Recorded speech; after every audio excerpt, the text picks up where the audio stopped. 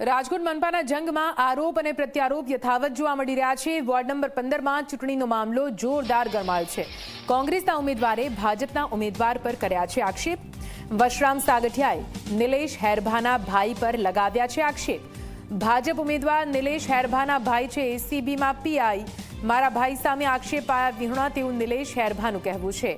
મારો સગો ભાઈ પીઆઈ છે તો મને મળવા ન આવી શકે, મારો ભાઈ ઓફિસર તો મને મળી ન શકે તેવો સવાલ પૂછ્યો છે। વશરામભાઈને હું કાકા કહું છું છતાં આવા આક્ષેપો કરે છે। વોર્ડ નંબર 15માં હાર ભાળી ચૂકી છે કોંગ્રેસ। મારા ભાઈ છે પીઆઈ એસીબીમાં મોરબી નોકરી કરે છે અને એ બધી પાયા વિહોણી વાત છે। કોઈ મુદ્દો છે નહીં એમની પાસે કે વોર્ડમાં કઈ વાતને લઈને ચર્ચા કરવી।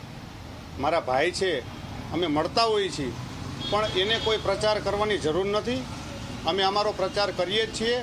છેલ્લા કેટલા વર્ષથી જનસેવા કાર્યાલય ચલાવીએ છીએ, લોકોના દિલમાં અમે છીએ, એટલે ભાઈને કાંઈ પ્રચાર કરવાની જરૂર નથી।